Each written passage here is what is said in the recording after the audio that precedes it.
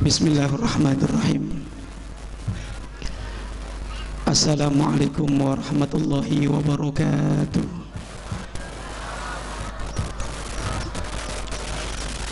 Alhamdulillah. Alhamdulillahilladzi akrama man syaa bima syaa min anwa'i ta'at.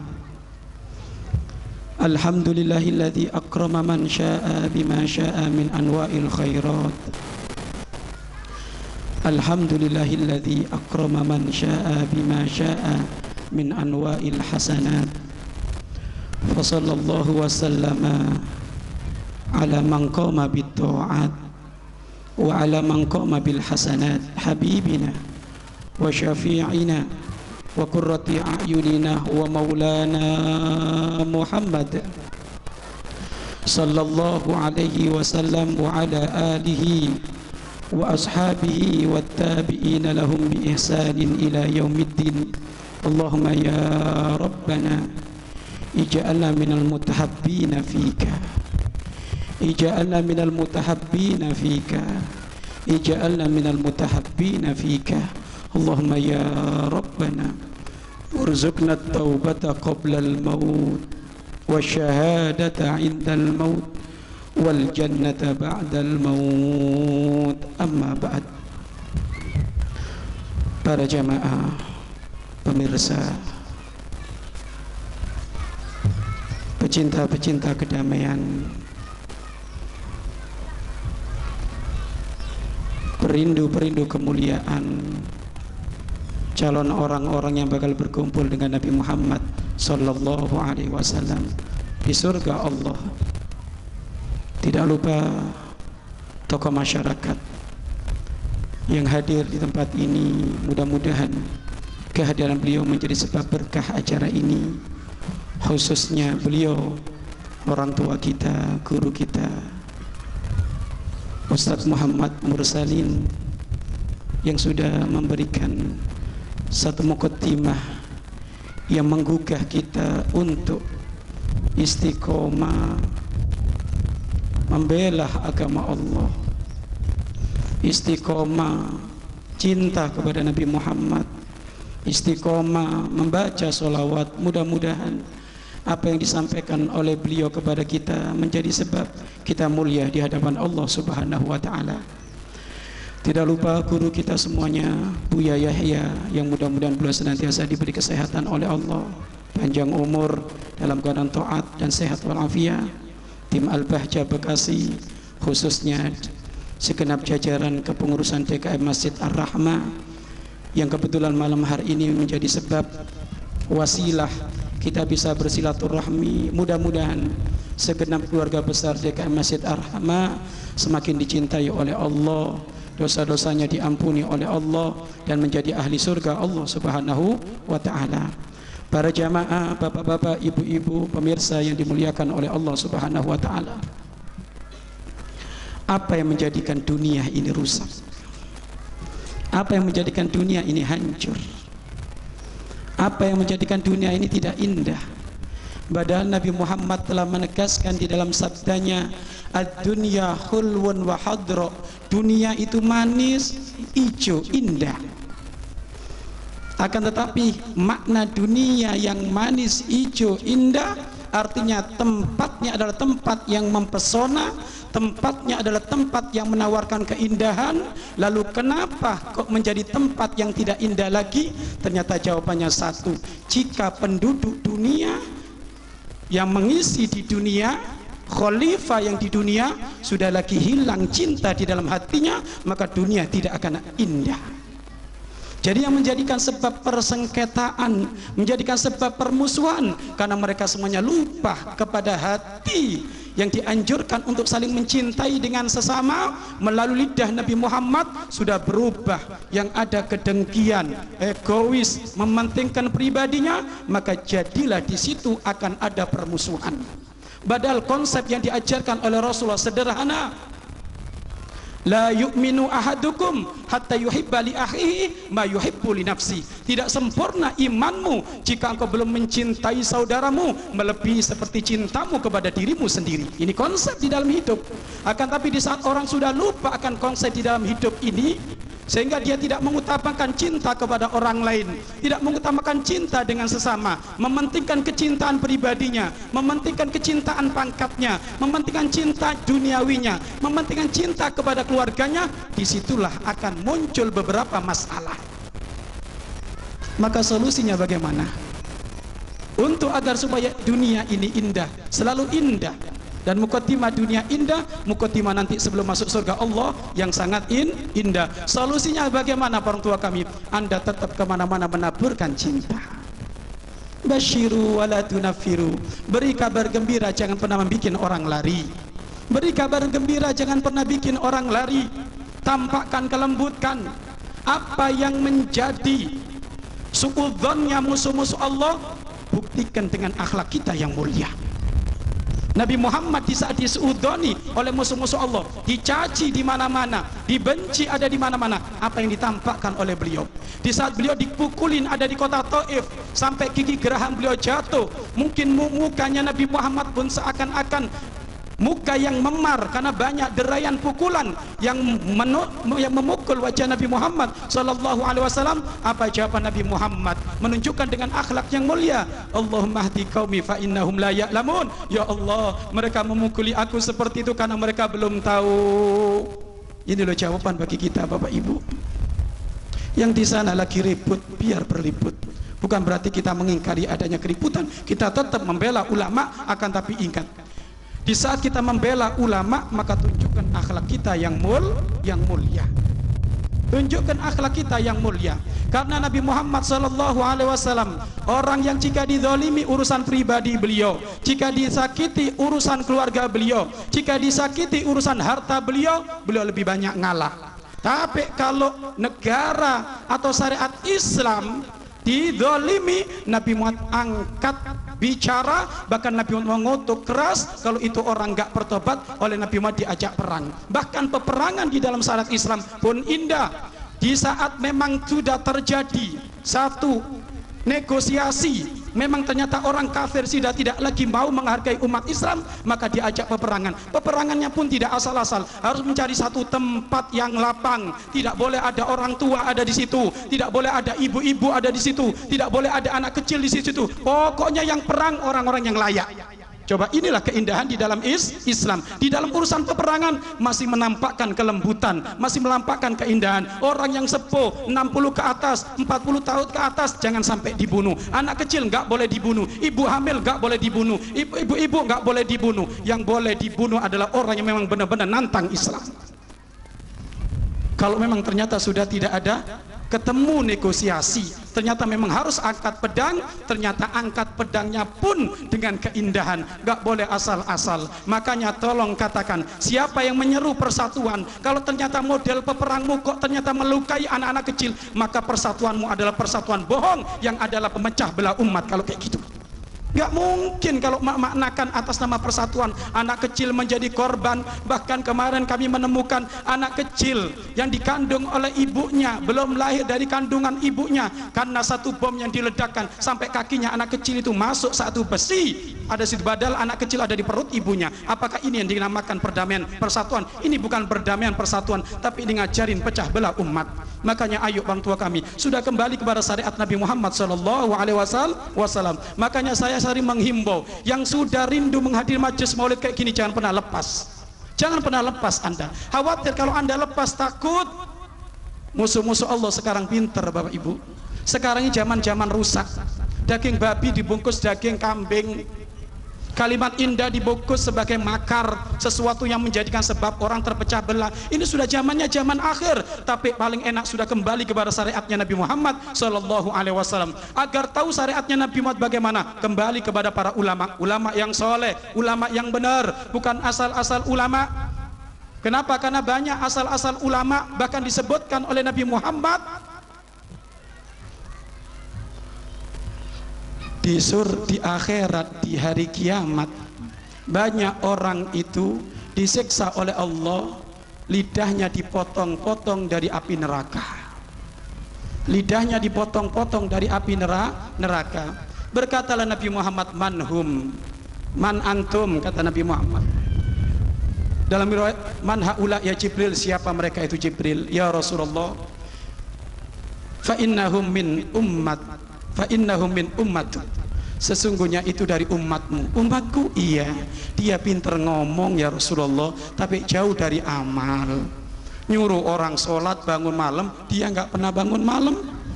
Nyuruh orang infak sedekah, dia nggak mau infak sedekah. Nyuruh orang jauhi kemaksiatan, dia nomor satu melakukan. Nanti di hari kiamat itu mulutnya dipotong-potong. Ini yang pinter ngomong ini, tapi amalnya nggak ada.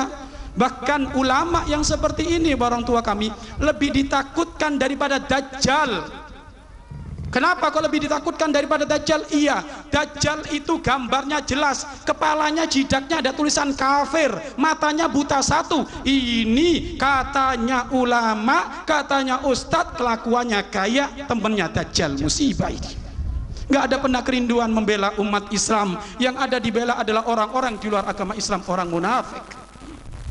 Orang munafik. Orang munafik itu gimana orang tua kami? Orang munafik mengucapkan syahadat. Kalau suruh syahadat paling pintar. Asyhadu an la ilaha illallah wa asyhadu anna Muhammadar Rasulullah. Ayo perang lontar dulu. Ini golongannya siapa? Nanti dulu. Ayo infak. Entar dulu. Ini bagian Muhammad. Enggak, saya bukan Muhammad. Saya ikut golongannya Ka'ab. Orang-orang Yahudi, orang-orang munafik. Saya ikut bloknya sana, nggak mau suruh infak, nggak mau, padahal mengucapkan syahadat. Makanya orang munafik itu dihukumi Islam di dunia, tapi di hari kiamat kafir, disiksa itu, dikerak-kerak neraka. Awas, jangan sampai kita menjadi orang munafik, ngaku cinta sama Rasulullah, setiap hari mengucapkan syahadat, tapi kelakuannya tidak menggambarkan cinta, kelakuannya tidak menampakkan cinta, kelakuannya kayak orang nggak kenal syahadat. Jangan sampai kita menjadi orang kayak gitu, sehingga nanti kita akan digolongkan oleh Allah adalah orang-orang munafik. Maka ingat, permasalahannya adalah di saat rasa cinta dengan sesama sudah tidak ada, lebih mengementingkan kepentingan pribadi, disitulah nanti akan muncul terpecah belah.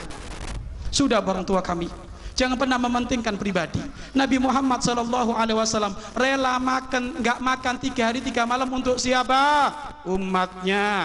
Bertidur-tidur di alas yang keras untuk siapa? Umatnya. Setiap malam beliau menangis, bahkan sampai kaki beliau bengkak untuk siapa? Untuk umatnya. Kalau hitung-hitungan surga, ibu, Nabi Muhammad surganya sudah paling tinggi. Andai kan beliau nggak sholat sudah dijamin masuk surga. Tapi kenapa beliau bangun malam sampai kaki beliau bengkak? Kenapa kalau sholat sampai nangis? Ini semuanya untuk umatnya. Makanya Bapak Ibu disebutkan oleh para ulama, khususnya Imam Ghazali, kalau ada orang tua rindu pengen punya anak soleh, tapi nggak pernah bangun malam, itu orang tua khianat. Ataukah DKM, ataukah Ustadz Kiai, punya umat, punya majelis, tapi nggak pernah bangun malam, nggak pernah ada waktu nangis kepada Allah, minta didoakan jamaahnya, minta didoakan muridnya, nangis di hadapan Allah, nggak pernah nangis kayak gitu. Ini ulama khianat. Jadi gelar ulama itu nggak enak Bapak Ibu. Nerakanya paling dalam, surganya juga paling tinggi. Nerakanya paling dalam, surganya juga paling tinggi. Ini ulama. Ya, ulama. Bahkan sampai disebutkan Bapak Ibu, zaman sekarang banyak orang tertipu di dalam mencari ilmu.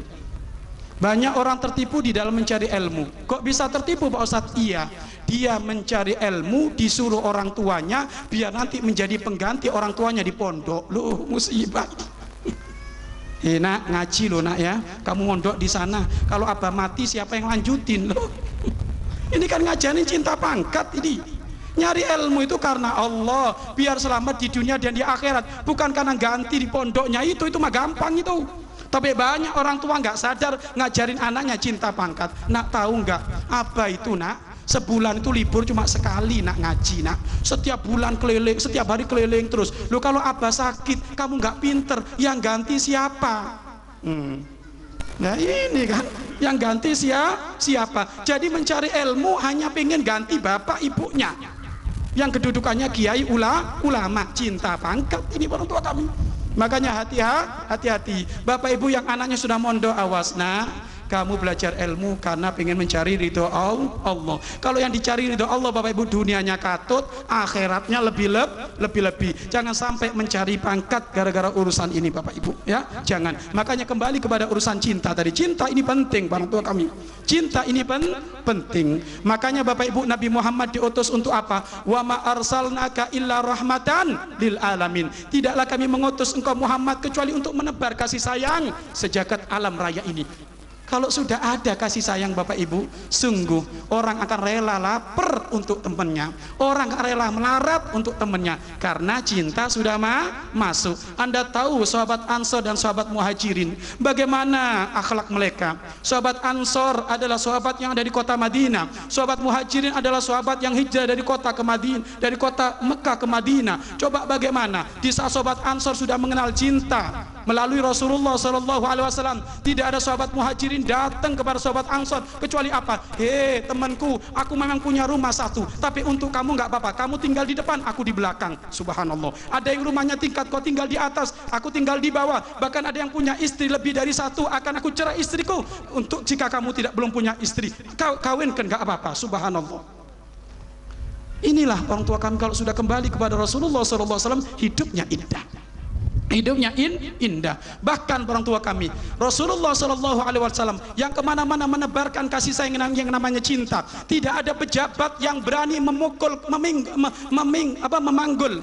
karung dengan pundaknya sendiri, mengutamakan rakyat, kecuali didikan pemimpin dari Rasulullah SAW, karena mengerti yang namanya cinta. Anda tahu Sayyidina Umar bin Khattab itu setiap malam memanggul dengan pundaknya sendiri, diberikan kepada rakyatnya yang melarat, diberikan kepada janda-janda yang gak mampu, dipanggul dengan pundaknya beliau sendiri, sampai diketemukan di saat Sayyidina Umar meninggal wafat, diketemukan di pundaknya memar gosong karena banyaknya beliau memanggul gabah, memanggul padi, memanggul gandum, diberikan kepada fakir miskin dengan tenaga beliau sendiri. Inilah cinta yang diajarkan oleh Rasulullah. Muncul pemimpin kayak Sayyidina Umar bin Khattab. Beliau nggak pernah tidur, sampai disebutkan orang tua kami Sayyidina Umar bin Khattab setelah beliau menjadi pemimpin orang tua kami, padahal Sayyidina Umar bin Khattab pemimpin kedua, gimana dengan Abu Bakar pemimpin nomor satu?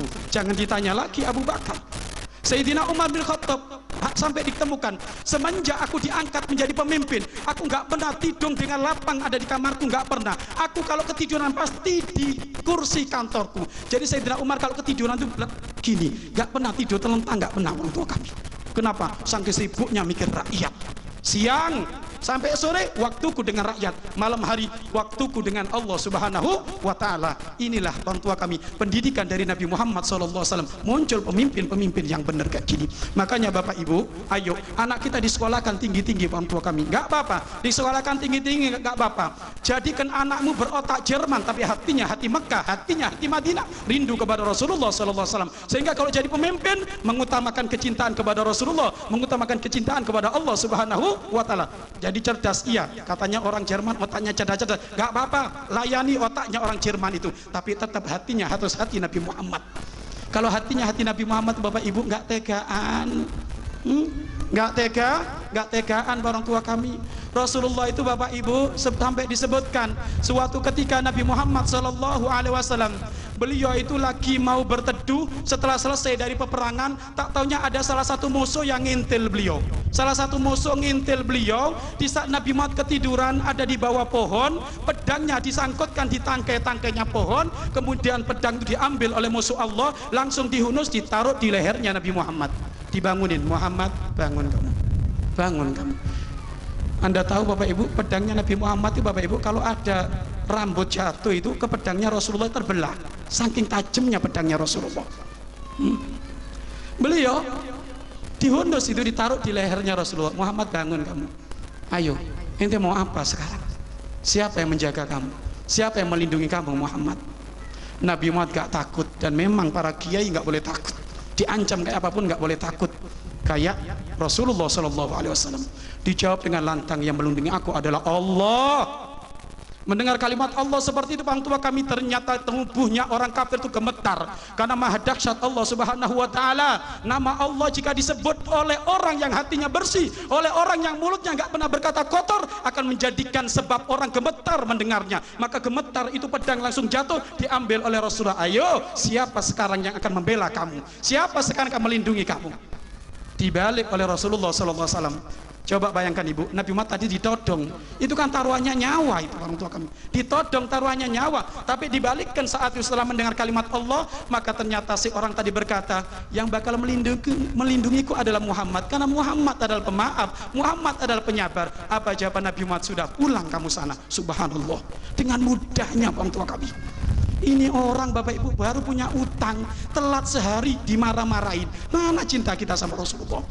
Nah, punya hutang telat sehari Bu, mungkin lupa, marah, dasar itu. Loh, ini mana? Ini Rasulullah sudah ditodong, Mbak, sudah ditodong, taruhannya nyawa, dibalas dengan keindahan seperti itu orang tua kami. Makanya Bapak Ibu, di zaman seperti ini rindu umat yang berakhlak mulia seperti itu, rindu umat yang berakhlak mulia seperti itu. Yakinilah kalau ada umat yang hatinya sudah sambung kepada Rasulullah, maka sungguh di saat diajak mengangkat pedang dengan kalimat Nabi Muhammad, mereka mau, mereka rindu, karena pecinta Nabi Muhammad gak takut perang. Bahkan pecinta Nabi Muhammad cita-citanya adalah mati syahid. Pecinta Nabi Muhammad sallallahu alaihi wasallam, sampai disebutkan Bapak Ibu, ada salah satu sahabat Rasulullah, orangnya pincang orang tua kami, karena beliau umatnya Nabi Muhammad. Langsung beliau ngadep kepada Rasulullah, ya Rasulullah, izinkan aku berperang. Kata Nabi Muhammad, mohon maaf, kamu sudah dapat udzur. Dapat udzur, nggak apa-apa nggak apa-apa tidak ikut perang. Kata sahabat tersebut, ya Rasulullah, apa gara-gara pincangku ini ya Rasulullah, aku nggak boleh ikut perang ya Rasulullah? Maka dia berkata, demi Allah ya Rasulullah, jika kau izinkan aku akan ikut perang, dan sebelum terbenamnya matahari kakiku yang pincang ini akan aku injakkan di taman-taman surga ya Rasulullah, jika engkau mengizinkan. Tiba-tiba kata Rasulullah, ya sudah, berangkat sana kamu, berangkat kamu berperang. Walaupun hakikatnya di dalam Islam orang cacat gak boleh berperang, karena orang-orang yang berperang itu butuh yang segar bugar. Tapi karena dia memaksa, saya ya sudah, bismillah, berangkat sana kamu. Ternyata benar, sebelum terbenamnya matahari, ternyata orang yang tadi pincang tadi itu diketemukan oleh Rasulullah. Rasulullah menoleh ke atas sambil tersenyum dada seperti ini. Itu orang yang tadi minta izin dengan kepincangannya untuk membela agama Allah, ternyata sekarang kakinya sudah tidak pincang dan kakinya sudah menginjak rumput-rumput yang indah di surga Allah Subhanahu wa taala. Pecinta Nabi Muhammad rindu mati syahid karena pecinta Rasulullah. Di rumah bakal mati enggak Bapak Ibu? Mati. Jaga toko bakal mati enggak? Mati. Nonton televisi bakal mati enggak? Mati. Lo sama-sama tawaran mati kayak gitu, kenapa kita enggak mati syahid orang tua kami? Makanya kita punya guru, Masya Allah, orang tua kami, di antaranya para guru, di antara Habib Rizik, pilihanku ini dua, kalau saya nggak dipenjara ya saya mati. Subhanallah. Kadang kami dengar kayak gitu orang tua kami terenyuh. Artinya apa? Ternyata kesempatan saat itu, kesempatan perjuangan, kesempatan kemuliaan sekarang sudah berada di dalam beliau. Lalu kita ini kapan? Kita ini kapan orang tua kami? Di dunia ini Bapak Ibu nggak usah lama-lama biar nggak nambah dosa, ya kan? Di dunia ini kalau lama-lama Bapak Ibu nambah dosa, kalau kelas kita ini nggak bisa, ya kan? Pasti banyak dosanya kita ini orang tua kami. Makanya Bapak Ibu belum biar nggak banyak dosa, sudah kalau ada peperangan bismillah, gerak mati, sudah wis beres, masuk surga enak sudah, ya kan? Sudah, daripada di dunia Bapak Ibu banyak dosa yuk, ya kan? Dan hawanya beda Ibu, hawa majelis sama hawa rumah itu beda.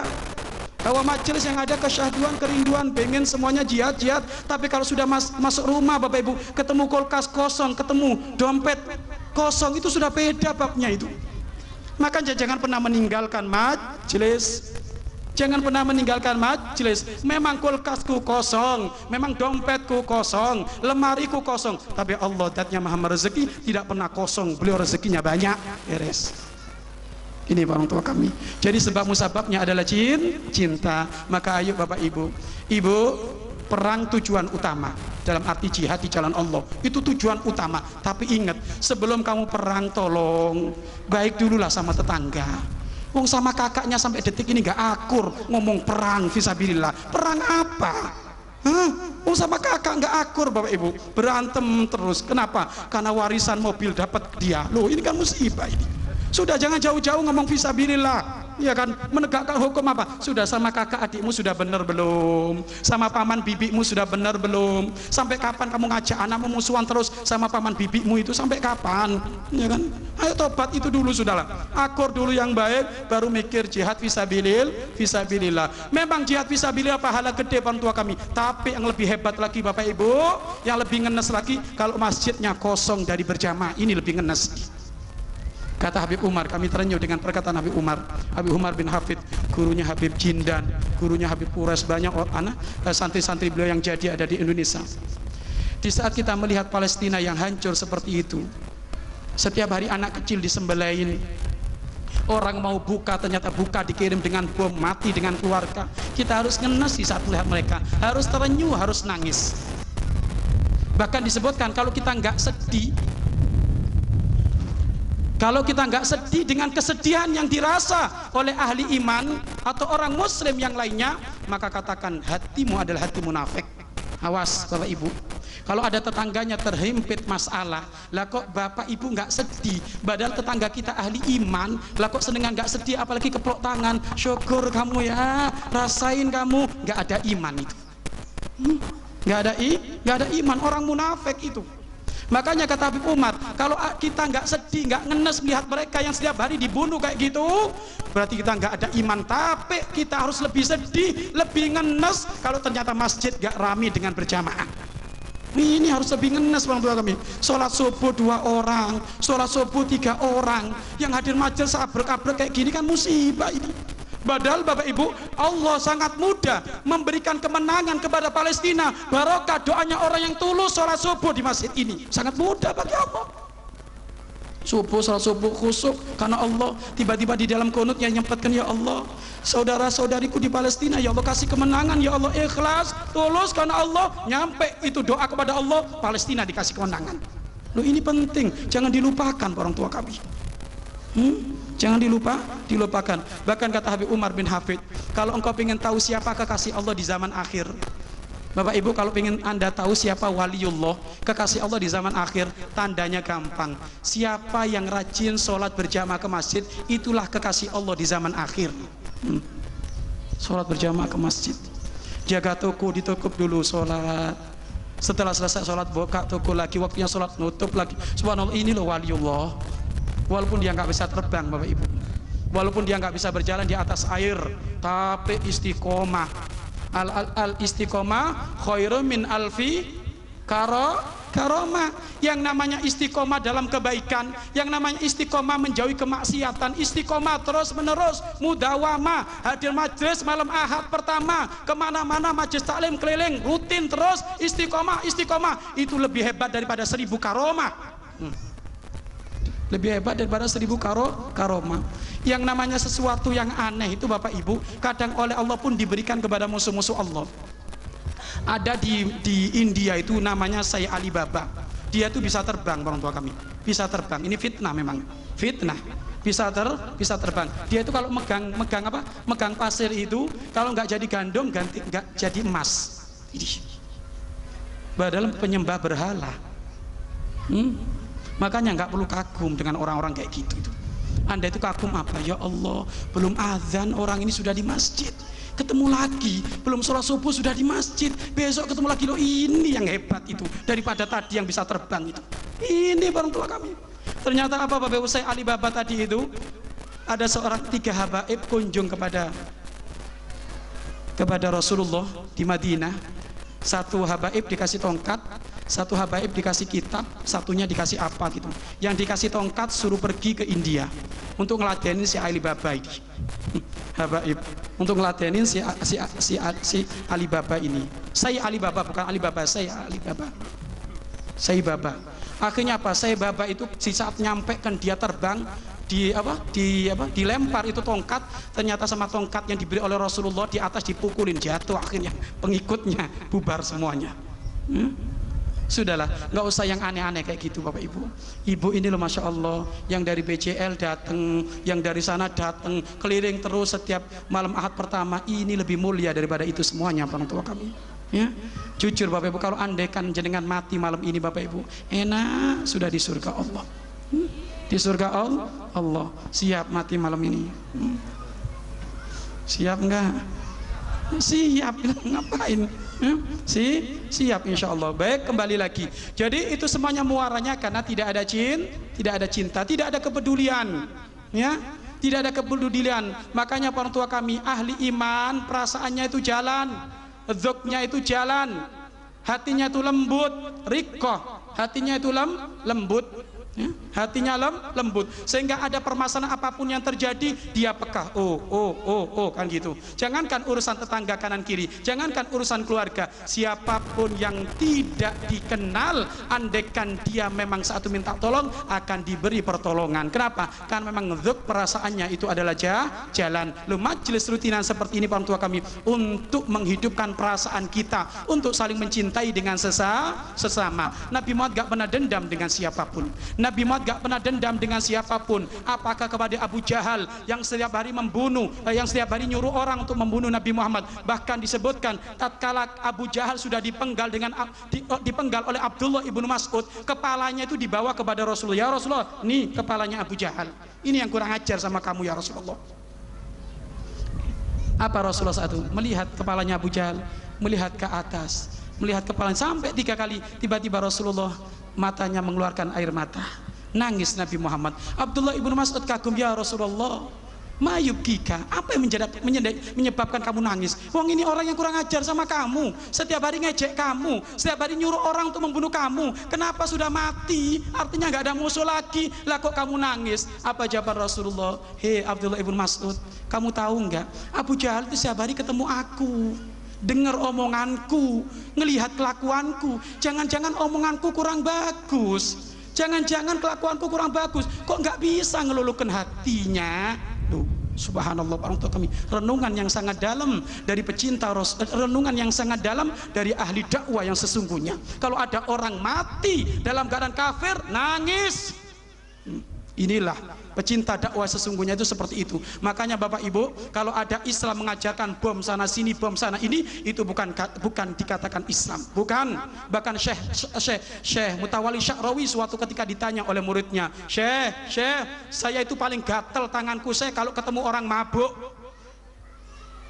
Apa? Saya itu kalau ketemu orang mabuk itu paling gatel hatiku itu, Syekh. Kalau boleh saya izinkan saya bikin bom, tak rakit, tak lempar ke sana biar mati semuanya. Terus kalau dia mati kemana? Masuk neraka saya.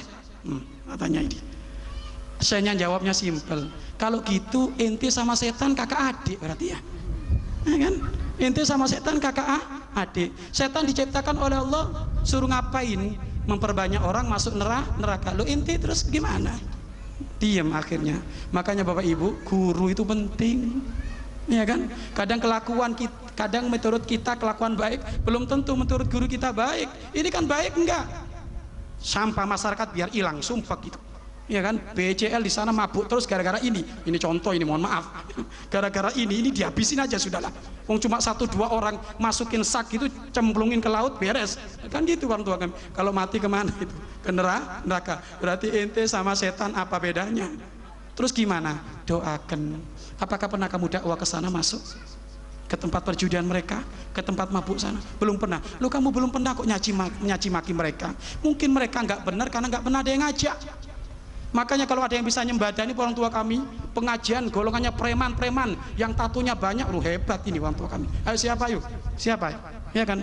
Siapa? Karena mereka itu orang tua kami kadang ketemu ustaz tuh malu kadang orang tua kami suruh ngadu, ya Allah kalau mau ngaji ngelihat, ya Allah di sini kuda tatunya, ya kan, nggak jadi ngaji, malu. Makanya kalau ada yang bisa nyembadani ke sana itu hebat orang tua kami. Mereka itu perlu disentuh Bapak Ibu. Makanya tolong Bapak Ibu pulang dari majelis ini, tolong pulang dari majelis ini kalau ketemu mereka, Anda jangan sombong. Wow, mentang-mentang pakai apa? Pakai kerudung rapi. Wow, apa? Bapaknya pakai surban, ya kan? Pakai imamah lagi. Ketemu mereka yang lagi mabuk, gitu. Nggak ada ucapan ya assalamualaikum, gimana? Kamu sehat semuanya dah? Kamu sehat? Kalau perlu ada kue bawakan. Mereka rindu orang-orang seperti itu. Kalau mereka disakiti, mereka akan berontak. Mabuk terus kamu ya, mau jadi apa kamu, masuk neraka, ditodok sama botol nanti kita. Ya kan? Mereka butuh yang lembut. Mereka butuh, assalamualaikum, gimana, sehat kamu, ini ada kue dari pengajian ini, mudah-mudahan barokah, kan gitu.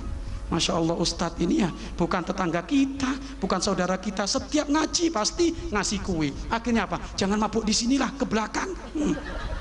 Coba lihat orang tua kami, 1 bulan orang tua kami didating kayak gitu. Akhirnya apa? Lu mana yang biasa mabuk itu nggak ada, pindah lagi ke belakang. Minimal malu dulu orang tua kami.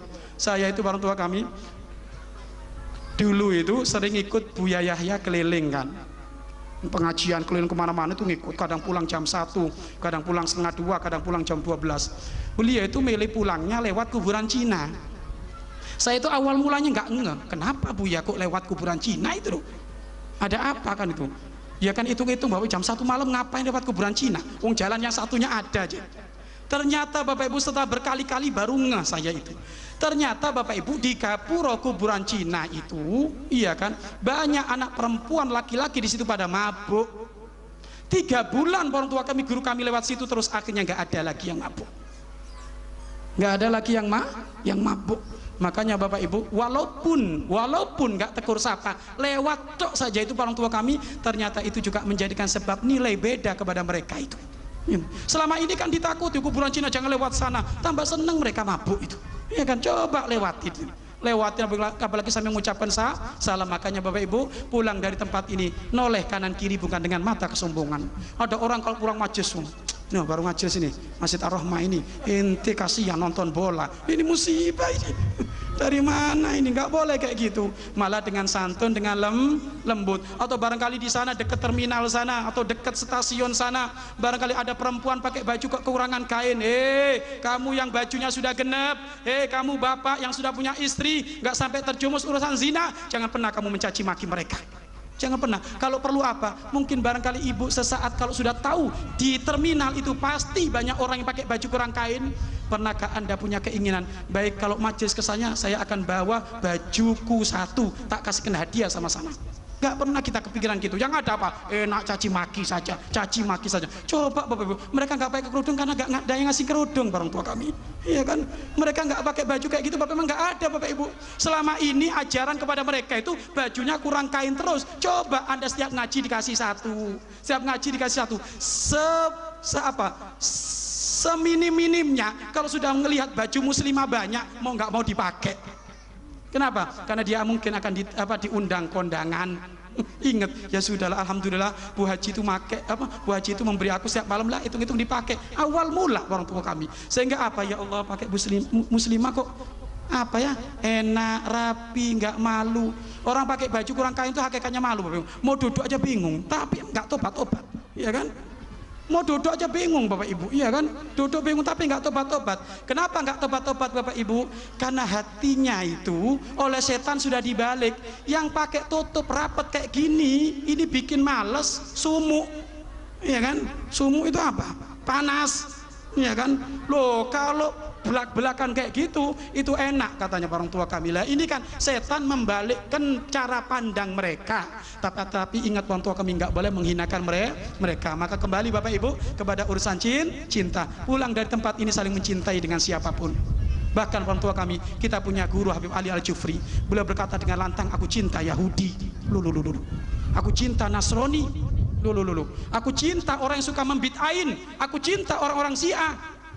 Dan memang gitu, itulah Bapak Ibu. Nabi Muhammad SAW suatu ketika beliau itu lagi duduk-duduk dengan para sahabat di halaman masjid, tiba-tiba ada jenazah dari kalangan orang Majusi. Orang Majusi bukan Islam. Jenazah lewat, tiba-tiba Rasulullah bangkit gini. Para sahabat bangkit juga, ya Rasulullah, ini kan orang kafir, orang Majusi. Kenapa engkau menghormat ya Rasulullah? Apa jawaban Nabi Muhammad? Apakah aku salah kalau menghormat dia sebagai manusia, makhluknya Allah? Loh, ini orang tua kami. Jadi nggak ada saat itu saling benci, saling apa, oh mereka kafir gara-gara Kristen, Buddha atau apa. Dengan kelakuan mereka kita menolak, dengan akhlak mereka yang kurang ajar kita menolak, tapi kepada zatnya orangnya nggak boleh. Kita benci kelakuan mereka, kita benci karena syirik, menduakan Allah, kita benci. Tapi kalau ketemu mereka, senyum orang tua kami, kasih hadiah orang tua kami, akan menjadikan sebab lembut. Basyiru wala tunafiru, beri kabar gembira, jangan pernah membuat mereka lari. Ya kan? Kalau sering diberi kabar gembira, Bapak Ibu hatinya terenyuh. Jujur Bapak Ibu, tabiat manusia itu senangnya dikasih yang lembut-lembut, yang indah-indah. Loh, kalau sudah hatinya kena Bapak Ibu, baru diantem neraka. Nah ini nyambung. Tapi kalau dari awal diantem neraka terus gak nyambung, iya kan? Ini neraka jangan. Wong saya belum masuk Islam sudah ngomong neraka. Di dalam agama saya nggak ada neraka, yang ada surga. Lo keliru Ustadz ini. Pokoknya saya diajari oleh guru kami. Saya ente kalau ternyata diundang tausiah, lah kok ada orang Kristen, orang Buddha, jangan pernah saat itu ente ngomong neraka dan surga. Tapi inti utamakan perdamaian dan kembalikan kepada cintanya Muhammad, cintanya Nabi Muhammad. Karena cintanya Nabi Muhammad itu universal, semuanya dicintai oleh Rasulullah sebagai umatnya. Maka banyak ngomong di situ, nanti bakal mudah saat itu inti nanti menggiring hati mereka. Jadi kalau sudah di situ ada orang kafir, jangan ngomong masalah neraka surga, nggak nyambung, ya kan? Wong ini aja siapa itu ngomongnya di saya itu nggak ada neraka, yang ada surga terus, kok enak pisannya. Surga terus, makanya mabuk surga, zina surga, judi surga. Nah ini kan musibah. Itu keyakinan mereka. Tapi kalau keyakinan Islam tidak ada. Yang ada itu adalah neraka hak di dalam Islam, surga hak di dalam Islam. Makanya orang tua kami kembali kepada urusan cinta. Pulang dari tempat ini untuk saling mencintai dengan sesama. Tapi ingat Bapak Ibu, jangan sampai cinta jenengan kebablasan, ya. Cinta dengan syahwat itu beda Bapak Ibu. Syahwat sendiri, cinta sendiri. Banyak orang mengatasnamakan syahwat dengan label cinta. Awas, ya kan? Mengatasnamakan membela syahwat dengan nama cinta. Ini keliru. Cinta itu orang tua kami suci. Cinta itu fitrah dari Allah Subhanahu wa taala. Bahkan di dalam Allah ada cinta. Di dalam cinta ada Allah. Di dalam cinta, di dalam Allah ada cinta, di dalam cinta ada Allah. Maknanya apa? Kalau engkau mencintai Allah, engkau akan mudah mencintai dengan sesama. Jadi bedakan syahwat dengan cinta. Syahwat itu beda orang tua kami. Syahwat belum tentu cinta, tapi kalau cinta Bapak Ibu jauh dari syahwat. Mohon maaf, cinta seorang ibu kepada anak ada syahwat? Nggak ada. Itulah cinta yang suci itu. Cinta adik sama kakak, apakah cinta syahwat? Enggak, orang tua kami. Makanya kalau ada syahwat mengatasnamakan cinta, ini bohong. Itu bukan cinta. Apalagi sebentar lagi orang tua kami, Anda akan masuk satu hari yang katanya mengatasnamakan cinta, hari kasih sayang sedunia. Itu bukan hari kasih sayang, tapi hari kemaksiatan. Nggak ada kasih sayang melanggar Allah, itu nggak ada. Apalagi ada di satu kota, bahkan kemarin di Bogor kalau nggak salah, tapi alhamdulillah sudah dikekang oleh wali kotanya. Ternyata Bapak Ibu kalau sudah malam itu 14 Februari, mereka semuanya berbondong-bondong membeli kondom, mengadakan pesta seks, mulai dari anak SMP, SMA. Apakah itu yang dinamakan cinta? Bukan cinta, itu kurang ajar sama Allah. Kalau cinta nggak bakal melanggar Allah. Makanya tolong Bapak Ibu, putra putri kita dijaga yang benar, jangan ngikut-ngikutan kayak gini. Yang lebih muskilah kadang ustadznya ngajarin, Valentine ngasih hadiah apa kamu? Loh ini ustadz neraka ini, ya kan? Ustadznya kok ngajarin Valentinan? Nggak ada Valentine, ya kan? Valentine itu ternyata nama pastor yang dihukum mati oleh Raja Romawi. Karena Raja Romawi itu punya kebijakan tidak boleh ada laki-laki nikah, ya, sampai peperangan selesai. Ternyata ini ada pastor melanggar, menikah, akhirnya dihukum pancung. Sehingga dari situlah ini pastor diabadikan namanya dengan Valentino, atas nama Valentin, hari kasih sayang. Nah ini musibah. Makanya sudah, yang kenal Valentin ini hakikatnya bukan ahli iman. Kenapa? Di situ ada penodaan akidah. Kenapa? Karena Valentin itu ternyata dari Romawi. Romawi itu kalau dihitung-hitung di sana itu banyak dewa-dewa, ya kan, dewa dewi. Apalagi nanti kalau Valentin itu banyak yang katanya apa, anak kecil yang bawa panah itu loh, cupid, dewa asmara, dewa cinta. yang beli umat Islam. Ini kan super kalau kayak gitu, super bebel gitu loh ya, kan super bebel. Gimana umat Islam kok kenal dewa cinta gitu kan, ya kan, dewa asmara nggak ada. Islam kenalnya satu, Allah. Yang menganjurkan banyak cinta adalah Allah melalui Nabi Muhammad. Nabi Muhammad bukan dewa, utusan Allah. Ini macam-macam Bapak Ibu ya. Makanya sudah nggak ada. Makanya tolong Bapak Ibu, mereka punya warnanya biasanya semuanya, toko-toko itu biasanya Bapak Ibu disetting warna Valentine semuanya, katanya ini warna cinta. Warna cinta. Makanya Bapak Ibu kalau punya baju pink jangan dipakai, ya kan? Ya iya, takut ikut siarnya mereka. Pakai baju yang bener gitu, pakai baju putih aja nggak apa-apa, kain kafan biar ingat mati ya. Ini pakai baju putih ini jangan dipakai dulu itu orang tua kami ya. Kalau mau ngasih hadiah jangan bulan Februari dulu. Kenapa? Karena ikut siarnya mereka nanti. Ada yang ngomong, kadang ustadz, kenapa kita kok dilarang merayakan hari kasih sayang? Kalau merayakan hari kasih sayang mah nggak dilarang, boleh.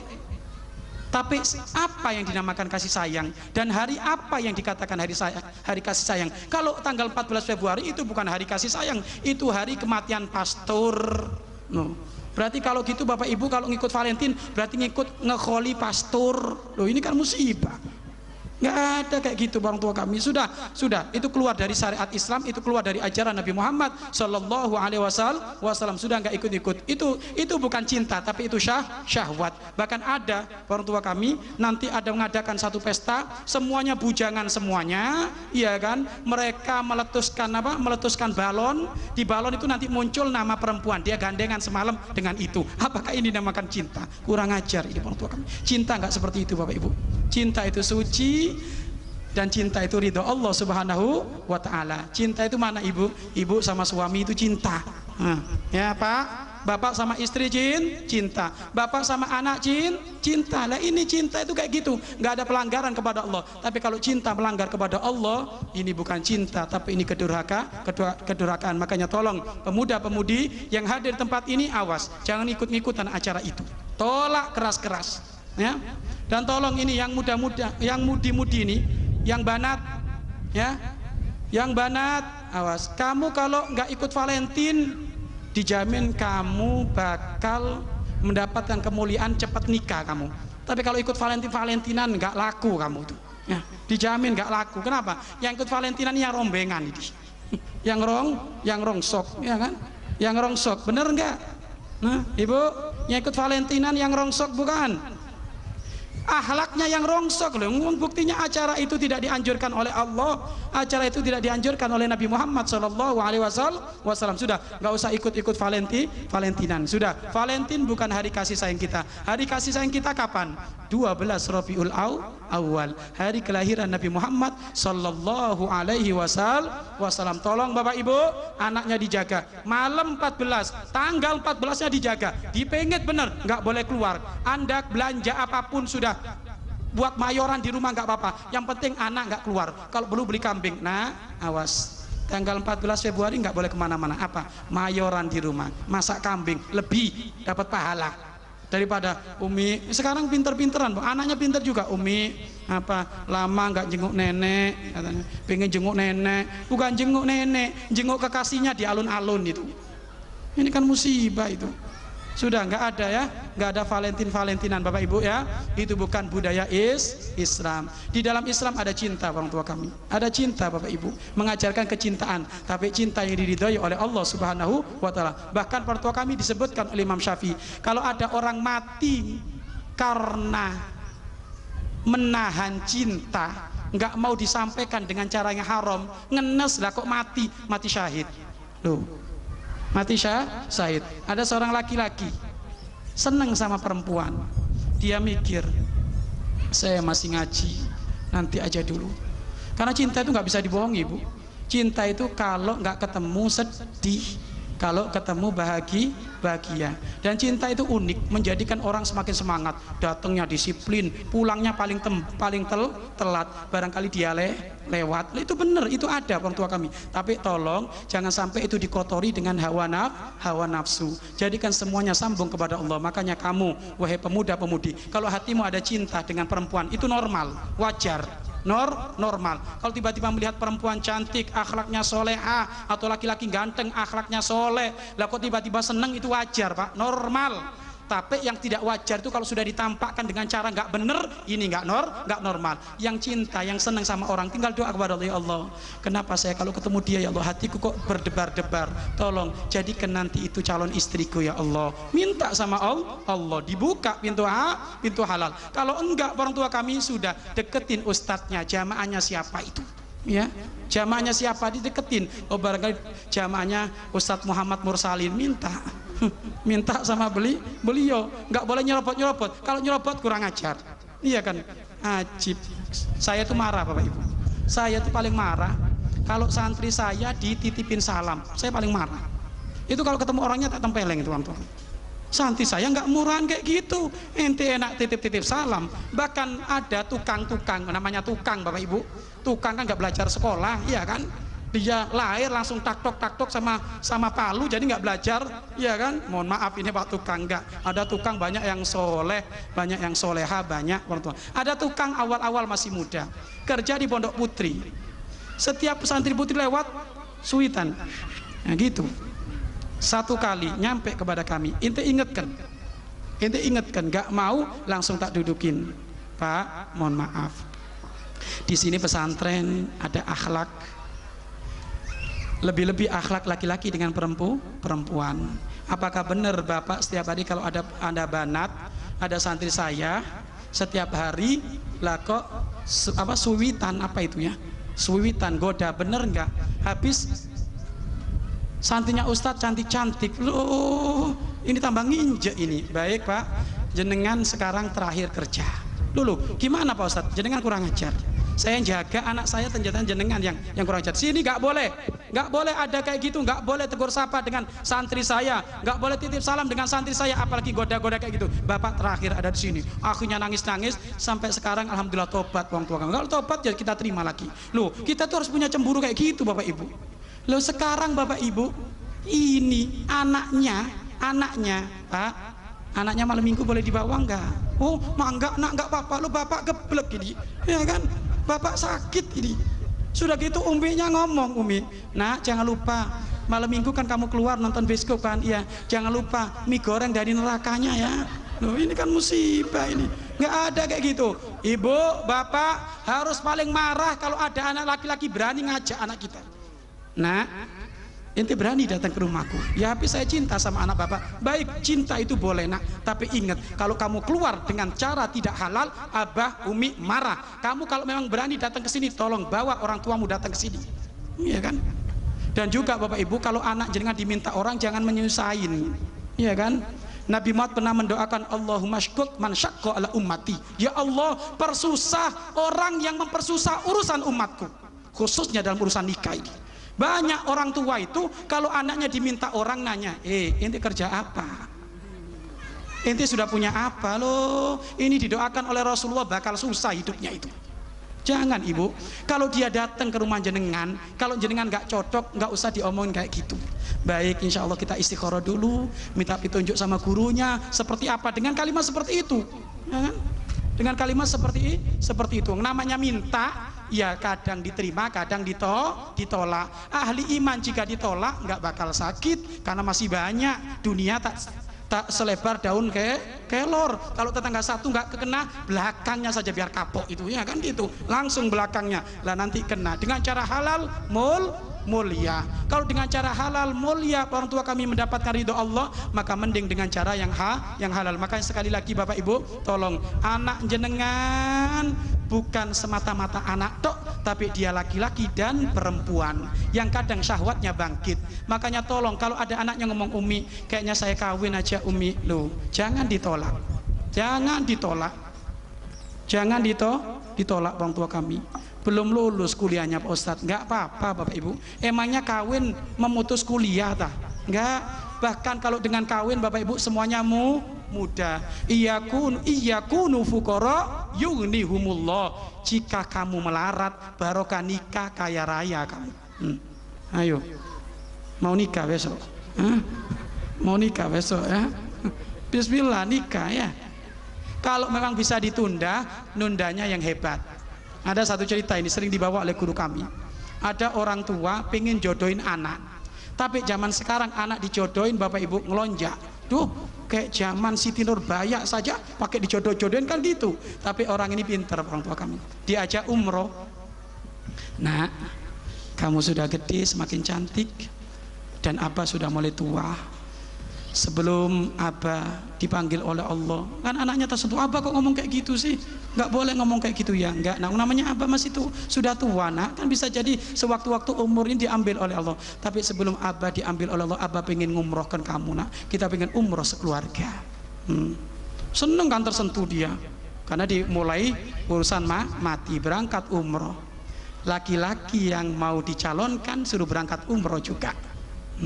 Ini cerdas, ini orang tua cerdas. Walaupun keluar biaya 20 juta nggak apa-apa, yang penting dapat menantu soleh, kan gitu. Iya kan? Akhirnya benar Bapak Ibu, umroh juga Bapak Ibu. Lagi tawaf di hadapan Ka'bah, selesai tawaf yang terakhir Bapak Ibu, ayo nak, doa di depan multazam nak. Ini tempat yang mustajab, dikabul Allah, doa ya nak. Jangan saya dulu sih Abah dulu yang doa. Akhirnya doanya Abah, ya Allah, berkahi kehidupan kami, berkahi kehidupan anak kami ya Allah. Anak kami perempuan sudah mulai gede ya Allah. Tolong ya Allah berikan jodoh kepada dia yang soleh. Dan saya pengen jodoh kayak laki-laki di sana itu ya Allah. Laki-laki yang di sana itu ada laki-laki yang sudah suruh berdiri di situ itu laki-laki yang memang nanti dipaksa suruh nikah dengan dia noleh. Ya Allah, laki-laki di sana Bapak Ibu ya sudah, ini sudah tertanam. Pulang orang tua kami, laki-laki itu datang bener gimana, kira-kira mau nggak itu perempuan? Mau. Makanya ibu kalau mau maksa anak pakai ide, ya kan, cerdas. Ibu mohon maaf, ibu kalau mau minta sama suami pinter, bulet sana bulet sini, ujung-ujungnya Pak emas 1 kilo. Tapi kenapa kalau ngurus anak kok susah itu loh, ya kan? Berarti kurang tulus ya. Baik, ini orang tua kami ya, sudah intinya seperti itu. Kembali kepada cinta yang diajarkan oleh Rasulullah, dan ingat jangan sampai kita kebawa dalam urusan cinta yang dibawa oleh orang-orang kafir yang hakikatnya bukan cinta tapi pelanggaran kepada Allah Subhanahu wa taala. Hari 14 Valentine bukan hari apa-apa. Kita hari mendekatkan diri kepada Allah. Anak kita diajak majelis, anak kita diajak ngaji, pokoknya jangan ikut-ikut macam-macam ya. Baik, inilah orang tua kami yang bisa kami sampaikan. Mungkin selanjutnya langsung saja kita tutup dengan doa. Jangan lupa orang tua kami, majelis rutinan Jumat malam Sabtu 17 Februari 2017 atau 20 Jumatil Awal ya, 1438 Hijriah, Ba'da Isya di Masjid Al-Furqon. Jumat ketiga ya. Jumat besok, Jumat lagi ya. Jumat besok, Jumat lagi ketemu ada di sana. Baik, kita tutup dengan doa. Bismillahirrahmanirrahim. Alhamdulillahirabbil alamin. Allahumma shalli wa sallim ala sayyidina Muhammad wa ala ali sayyidina Muhammad. Allahumma arhamna wa la tu'adzibna, wangsurna wa la tahdzulna, wa afina wa la tumritna, wa akrimna wa la tuhinna, wa athirna wa la tu'thir alaina, innaka ala kulli syai'in qadir. Allahumma ya Allah, ya Allah, kami rindu cinta ya Allah. Berikan kecintaan di dalam hati kami ya Allah, sehingga dengan cinta ini ya Allah kami mudah berkasih dengan siapapun ya Allah. Berkasih dengan tetangga kami ya Allah, berkasih dengan keluarga kami ya Allah, berkasih dengan pasangan kami ya Allah, berkasih dengan anak-anak kami ya Allah, bahkan berkasih dengan siapapun yang memusuhi kami ya Allah. Kami rindu cinta ya Allah, umat rindu cinta ya Allah. Banyak di hati umat sudah hilang cinta ya Allah, sehingga yang ada ya Allah perselisihan, percekcokan, musuh-musuhan. Mereka semuanya ya Allah lebih mengutamakan cinta dunia ya Allah, tidak pernah mengutamakan cinta kedamaian ya Allah. Maka jauhkan dari kami cinta dunia, yang ada cinta damai, cinta Islam, cinta Nabi Muhammad, cinta Allah, sehingga nanti menjadi pengikut-pengikutnya Nabi Muhammad SAW. Ya Allah, Indonesia saat ini ya Allah telah banyak menemukan fitnah ya Allah. Di Indonesia banyak ya Allah telah muncul fitnah-fitnah ya Allah, baik dari pemimpinnya, baik di kalangan ulamanya, di kalangan masyarakatnya ya Allah. Akan kami duduk yang di tempat ini ya Allah senantiasa mohon kepadamu ya Allah, mohon ya Allah pemimpin kami jauhkan dari fitnah-fitnah musuhmu ya Allah. Berikan kepada kami ya Allah pemimpin yang adil, pemimpin yang jujur, pemimpin yang amanah ya Allah. Kami rindu pemimpin seperti Abu Bakar ya Allah, kami rindu pemimpin seperti Sayyidina Umar ya Allah, kami rindu pemimpin seperti Sayyidina Utsman ya Allah, kami rindu pemimpin seperti Sayyidina Ali ya Allah. Beliau-beliau yang mengutamakan urusan syariat Islam ya Allah. Maka mohon ya Allah kabulkan ya Allah. Begitu juga ya Allah kami rindu para ulama-Mu ya Allah. Banyak para ulama saat ini difitnah ya Allah, difitnah sini, difitnah sana ya Allah. Akan tapi kami yakin yang menjaga ulama Engkau ya Allah, yang menjaga ulama Engkau ya Allah. Maka turunkan pertolongan-Mu kepada ulama-ulama kami ya Allah. Turunkan pertolongan-Mu kepada ulama-ulama kami ya Allah. Ulama-ulama kami mohon dijaga ya Allah. Ulama-ulama kami mohon dijaga ya Allah. Beri kesehatan, panjang umur dalam dan taat dan sehat walafiat ya Allah. Dakwanya berkah ya Allah, dakwanya berkah ya Allah. Sebarluaskan dakwanya ya Allah ulama-ulama kita ya Allah. Jika ada yang memfitnah ulama-ulama kita ya Allah, mohon diingatkan ya Allah yang memfitnah itu ya Allah. Allahumma ya Allah ahlikil yahud wan nasara, Allahumma ya Allah ahlikil yahud wan nasara. Ya Allah hancurkan orang-orang yang memfitnah ulama ya Allah. Hancurkan orang-orang Yahudi, orang Nasrani yang memfitnah ulama ya Allah, yang memfitnah ulama ya Allah. Wahdul man khadalal Islam, dan hinakan siapapun yang menghinakan Islam ya Allah. Allahumma ya Allah aizal Islam wal muslimin, muliakan Islam dan umat Islam ya Allah. Muliakan Islam dan umat Islam ya Allah. Menangkan umat Islam dan Islam ya Allah. Allahumma ya Allah unsur man nasral Islam wal muslimin, unsur man nasral Islam wal muslimin. Beri pertolongan orang yang membela Islam ya Allah. Beri pertolongan orang yang membela Islam ya Allah. Beri bantuan bala tentaramu orang-orang yang membela Islam ya Allah. Dan jadikan kami semuanya pembela Islam, jadikan kami semuanya pembela ulama, jadikan kami semuanya pembela negara ya Allah. Jadikan kami semuanya pembela cinta ya Allah, pembela perdamaian ya Allah, pembela cinta ya Allah, pembela perdamaian ya Allah. Ya Allah ya Allah ampunilah dosa-dosa kami ya Allah. Ampunilah dosa-dosa kami, dosa kami sangat banyak. Engkau lebih tahu, mohon diampuni ya Allah. Ampuni ya Allah, ampuni ya Allah. Pulang dari tempat ini ya Allah, lebur dosa-dosa kami ya Allah. Pulang dari tempat ini ya Allah, lebur dosa-dosa kami, dosa mata, dosa mulut, dosa telinga, dosa hati, dosa kelakuan kami, mohon diampuni. Mohon diampuni ya Allah. Mohon diampuni ya Allah. Ya Allah istri kami jadikan ahli surgamu ya Allah. Keturunan kami jadikan ahli surgamu ya Allah. Pasangan kami, para suami kami jadikan ahli surgamu ya Allah. Ayahanda kami, ibunda kami jadikan ahli surgamu ya Allah. Ayahanda kami, ibunda kami jadikan ahli surgamu ya Allah. Sebagaimana kami muda berkumpul di tempat ini, maka permudah kami kelak bisa berkumpul di surga. Di tengah-tengah kami ada kekasihmu Nabi Muhammad ya Allah. Ya Allah, jadikan kami semuanya ahli surgamu ya Allah. Jadikan kami semuanya ahli surgamu ya Allah. Ya Allah jauhkan dari kami pecah belah, jauhkan dari kami cekcok, jauhkan dari kami ya Allah hasud, jauhkan dari kami dengki, jauhkan dari kami dendam, jauhkan dari kami iri hati, yang ada saling mencintai karenamu ya Allah. Dan munculkan dari majelis ini ya Allah orang yang soleh dan solehah. Munculkan dari majelis ini para kekasihmu ya Allah. Munculkan dari majelis ini para kekasihmu ya Allah. Dan para panitia yang menyelenggarakan acara ini, jadikan para panitia orang yang mulia, orang yang kau cintai, orang yang kau ampuni dosa-dosanya ya Allah. Ya Allah, panjangkan umur kami ya Allah dalam keadaan taat dan sehat walafiat. Panjangkan umur kami ya Allah dalam keadaan taat dan sehat walafiat. Dan kabulkan haja-haja kami ya Allah. Kami memiliki haja yang sangat banyak, mohon dikabul. Kami memiliki haja yang sangat banyak, mohon dikabul. Khususnya ya Allah hajat tanggal 14 ya Allah. Jangan sampai umat Islam rusak gara-gara hari itu ya Allah. Jauhkan umat Islam dari propaganda-propaganda kafir. Jauhkan dari umat Islam ya Allah, khususnya para pemuda-pemudi ya Allah. Jauhkan dari urusan-urusan propaganda orang-orang kafir. Jauhkan dari urusan-urusan kayak gitu ya Allah, yang ada semakin dekat kepadamu ya Allah. Dan terakhir kami mohon kepadamu ya Allah, kapan kelak engkau akan mencabut nyawa kami, dan itu pasti ya Allah. Siapapun pasti bakal mati. Yang ngomong bakal mati, yang mendengar, melihat, menyaksikan bakal mati ya Allah. Mungkin malam ini sangat mudah bagimu ya Allah, mungkin lusa sangat mudah bagimu, mungkin 1 minggu lagi sangat mudah bagimu. Yang jelas kami akan menghadap kepadamu ya Allah. Akan tapi kami mohon, jika kelak engkau akan mencabut nyawa kami, kami mohon cabutlah nyawa kami dalam keadaan iman ya Allah.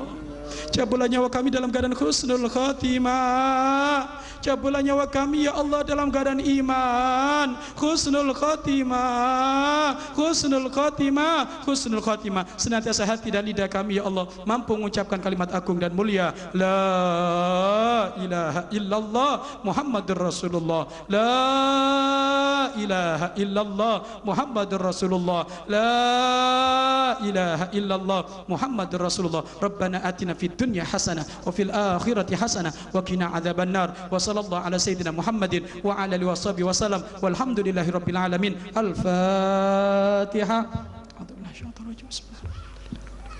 Ar-Rahmanir Rahim Maliki yaumiddin. Suratul ladzina an'amta 'alaihim ghairil maghdubi 'alaihim. Ziyadah doa keberkahan oleh beliau Ustaz Muhammad Mursalin. Monggo Ustaz. Bismillahirrahmanirrahim. Allahumma bihaqqil Fatihah wassalil Fatihah karamatil Fatihah iftah lana bi khair wa akhtim lana bi khair waj'alna wal hadirina min ahsani ahli khair.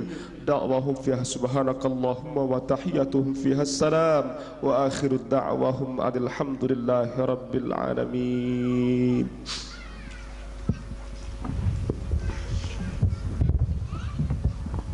Demikian ya para jamaah sekalian rahimakumullah, talim kita pada kesempatan yang mulia ini. Sampai berjumpa pada kajian bulanan Al-Bahjah 2 minggu ke depan di tanggal 17 Februari 2017 bertempat di Masjid Jami Al-Furqan, Sekretariat Al-Bahjah Bekasi, Perumahan BCL. Kami atas nama pembawa acara mohon maaf atas segala kurangan. Hadanallahu wa iyyakum ajma'in wal 'afwa minkum. Wassalamualaikum warahmatullahi wabarakatuh.